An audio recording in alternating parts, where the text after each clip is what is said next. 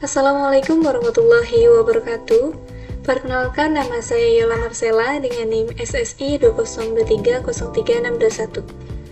Pada kesempatan kali ini, saya akan mempresentasikan hasil ujian tengah semester pada mata kuliah Sistem Penunjang Keputusan dengan studi kasus pemilihan mahasiswa berprestasi menggunakan metode AHP dan weighted product. Baik, langsung saja kita masuk ke bagian pembahasan. Pada bagian A, kita akan menentukan bobot kriteria menggunakan metode AHP. Untuk yang pertama, bentuk matriks perbandingan berpasangan. Matriks ini dibuat dari skala Sati dengan membandingkan tiap kriteria. Jika satu lebih penting, maka kebalikannya adalah nilai resiprokal dan diagonal bernilai 1. Setelah matriks perbandingan terbentuk, langkah selanjutnya adalah menghitung jumlah setiap kolom. Caranya adalah dengan menjumlahkan semua nilai dalam masing-masing kolom. Sebagai contoh, untuk kolom C1 dijumlahkan 1 ditambah 0,333 ditambah 0,2 ditambah 0,143, maka diperoleh hasil 1,676. Langkah yang sama juga dilakukan untuk kolom lainnya, sehingga diperoleh C2 sebesar 4,533, C3 sebesar 9,333, dan C4 sebesar 16. Hasil ini nantinya digunakan untuk proses normalisasi matriks. Setelah mendapatkan jumlah tiap kolom, langkah berikutnya yaitu melakukan normalisasi matriks. Normalisasi dilakukan dengan cara membagi setiap nilai pada matriks dengan total kolomnya masing-masing. Sebagai contoh, pada baris C1, nilai 1 dibagi 1,676 menghasilkan 0,597, kemudian 3 dibagi 4,533 menghasilkan 0,662, dan seterusnya. Langkah yang sama juga dilakukan untuk semua baris dan kolom, sehingga diperoleh matriks normalisasi seperti yang ditampilkan. Tujuan dari normalisasi ini yaitu untuk mengubah nilai menjadi skala yang sebanding, sehingga dapat digunakan untuk menghitung bobot kriteria. Setelah matriks dinormalisasi, langkah selanjutnya yaitu menghitung bobot setiap kriteria. Bobot ini diperoleh dengan cara menghitung rata-rata dari setiap baris pada matriks normalisasi. Sebagai contoh, pada kriteria C1, semua nilai dalam baris dijumlahkan, yaitu 0,597, ditambah 0,662, ditambah 0,536, ditambah 0,438, sehingga diperoleh 2,233. Kemudian dibagi dengan jumlah kriterianya yaitu 4, sehingga diperoleh bobot sebesar 0,558. Langkah yang sama juga dilakukan untuk kriteria lainnya, sehingga diperoleh bobot akhir C1 sebesar 0,558, C2 sebesar 0,264, C3 sebesar 0,122, dan C4 sebesar 0,057. Dari hasil ini dapat disimpulkan bahwa kriteria yang paling penting adalah IPK karena memiliki bobot terbesar. Selanjutnya dilakukan perhitungan nilai lambda max untuk menguji konsistensi. Langkah pertama yaitu mengalihkan matriks perbandingan dengan bobot atau A kali W, sehingga diperoleh nilai untuk setiap kriteria. Sebagai contoh, pada C1 dilakukan perhitungan 1 dikali 0,558 ditambah 3 dikali 0,264 ditambah 5 kali 0,122 ditambah 7 dikali 0,057, sehingga diperoleh hasil 2,359. Langkah yang sama juga dilakukan untuk semua kriteria. Kemudian setiap hasil tersebut dibagi dengan bobot masing-masing untuk mendapatkan nilai lambda kriteria. Selanjutnya, nilai lambda max diperoleh dengan menghitung rata-rata dari seluruh nilai tersebut, sehingga diperoleh nilai sebesar 4,125. Nilai ini mendekati jumlah kriteria yaitu 4, yang menunjukkan bahwa hasil perbandingan sudah cukup konsisten.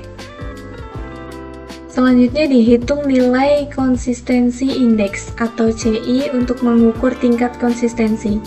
Rumus yang digunakan adalah lambda max dikurangi jumlah kriteria, kemudian dibagi dengan N dikurangi 1. Dengan mensubstitusikan nilai yang diperoleh, yaitu lambda max sebesar 4,125 dan jumlah kriterianya 4, maka diperoleh hasil CI sebesar 0,042.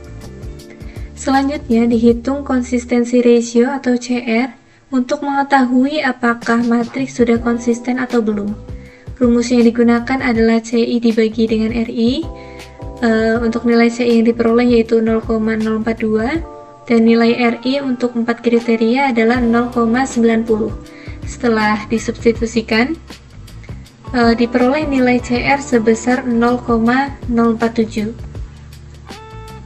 Lalu setelah diperoleh nilai konsistensi ratio sebesar 0,047, langkah selanjutnya adalah melakukan interpretasi. Berdasarkan aturan, jika nilai CR kurang dari 0,1, maka matriks dinyatakan konsisten. Karena nilai CR yang diperoleh yaitu 0,047, yang berarti lebih kecil dari 0,1, maka dapat disimpulkan bahwa matriks perbandingan sudah konsisten dan dapat digunakan untuk perhitungan selanjutnya. Selanjutnya masuk ke bagian B, yaitu perhitungan menggunakan metode weighted product untuk menentukan ranking kandidat. Terdapat 4 kandidat yaitu Andi, Budi, Citra, dan Dedi dengan data nilai berdasarkan 4 kriteria yaitu IPK, prestasi, organisasi, dan pelanggaran. Pada tahap ini digunakan bobot kriteria yang diperoleh dari metode AHP sebelumnya, yaitu C1 sebesar 0,558, C2 sebesar 0,264, C3 sebesar 0,122, dan C4 sebesar 0,057. Bobot ini akan digunakan dalam proses perhitungan menggunakan metode WP untuk menentukan nilai akhir masing-masing kandidat. Selanjutnya ditentukan jenis kriteria, yaitu mana yang termasuk benefit dan mana yang termasuk cost. Kriteria benefit adalah kriteria yang semakin besar nilainya maka semakin baik, yaitu IPK, prestasi non-akademik, dan keaktifan organisasi. Sedangkan kriteria cost adalah kriteria yang semakin kecil nilainya semakin baik, yaitu jumlah pelanggaran. Penentuan ini penting karena akan mempengaruhi perhitungan pada metode weighted product. Selanjutnya, karena C4 merupakan kriteria cost, maka bobotnya diubah menjadi negatif. Dari yang semula 0,057 diubah menjadi negatif 0,057. Hal ini dilakukan agar dalam proses perhitungan metode weighted product, nilai yang lebih kecil pada kriteria cost akan memberikan hasil yang lebih baik. Selanjutnya dilakukan perhitungan nilai S untuk setiap kandidat menggunakan metode WP. Rumus yang digunakan adalah perkalian dari setiap nilai kriteria yang dipangkatkan dengan bobotnya masing-masing. Sebagai contoh pada Andi, nilai IPK, prestasi, organisasi, dan pelanggaran dipangkatkan dengan bobot masing-masing, kemudian dikalikan sehingga diperoleh nilai sekitar 11,17. Langkah yang sama juga dilakukan untuk kandidat lainnya, sehingga diperoleh Budi sebesar 10,83, Citra sebesar 11,71, dan Dedi sebesar 10,02. Nilai S ini menunjukkan nilai preferensi sementara sebelum dinormalisasi. Selanjutnya dihitung nilai preferensi atau nilai V. Langkah pertama adalah menjumlahkan seluruh nilai S sehingga diperoleh total sebesar 43,73. Kemudian setiap nilai S dibagi dengan total tersebut untuk mendapatkan nilai preferensi masing-masing kandidat. Sebagai contoh, Andi memiliki nilai 11,17 dibagi 43,73, sehingga diperoleh sekitar 0,255. Hasil akhir yang diperoleh adalah Andi sebesar 0,255, Budi 0,248, Citra 0,268, dan Dedi 0,229. Nilai V ini digunakan untuk menentukan ranking akhir, di mana nilai terbesar menunjukkan kandidat terbaik. Berdasarkan nilai preferensi yang telah dihitung, selanjutnya ditentukan ranking akhir. Hasilnya menunjukkan bahwa Citra memperoleh nilai tertinggi, yaitu 0,268, dan menempati peringkat pertama.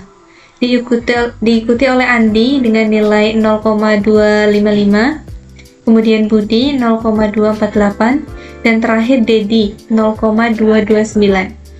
Dengan demikian, dapat disimpulkan bahwa Citra merupakan kandidat terbaik karena memiliki nilai preferensi yang paling tinggi.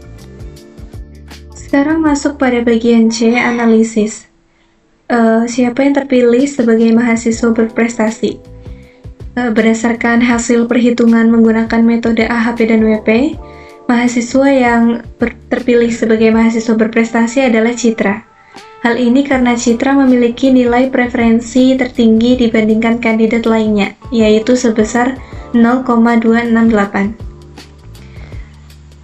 Nomor 2, jelaskan mengapa kandidat tersebut unggul berdasarkan bobot AHP. Citra unggul karena memiliki nilai yang baik pada semua kriteria, terutama pada kriteria dengan bobot terbesar dari AHP. Kriteria IPK memiliki bobot paling tinggi, dan nilai IPK Citra termasuk tinggi, yaitu 0,558, sehingga memberikan pengaruh besar terhadap hasil akhir. Selain itu, nilai prestasi dan keaktifan organisasi Citra juga tinggi, sehingga semakin meningkatkan nilainya. Di sisi lain, jumlah pelanggaran Citra paling rendah, dan karena pelanggaran termasuk pada kriteria KOS, hal ini justru memberikan keuntungan dalam perhitungan metode WP. Dengan demikian, kombinasi nilai yang tinggi dan pelanggaran yang rendah membuat Citra memperoleh nilai preferensi tertinggi. Untuk nomor 3, jika bobot C1 diturunkan, apa yang kemungkinan terjadi pada ranking? Jika bobot IPK atau C1 diturunkan, maka pengaruh IPK terhadap hasil akhir juga akan berkurang. Akibatnya, kriteria lain seperti prestasi dan keaktifan organisasi akan menjadi lebih dominan dalam menentukan nilai akhir. Hal ini dapat menyebabkan perubahan pada ranking, terutama bagi kandidat yang memiliki nilai tinggi pada prestasi dan organisasi, seperti Budi atau Citra. Namun karena Citra memiliki nilai yang relatif seimbang di semua kriteria, serta pelanggaran yang paling rendah, kemungkinan besar Citra tetap berada di posisi atas. Meskipun ranking bisa saja mengalami perubahan, tergantung besar penurunan bobot IPK, sehingga dapat disimpulkan bahwa perubahan bobot kriteria dapat mempengaruhi hasil akhir keputusan.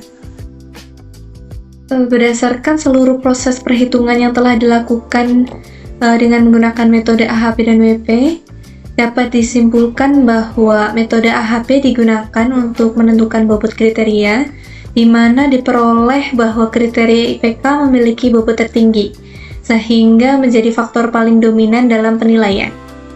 Selanjutnya, metode WP digunakan untuk menghitung nilai preferensi setiap kandidat berdasarkan bobot tersebut.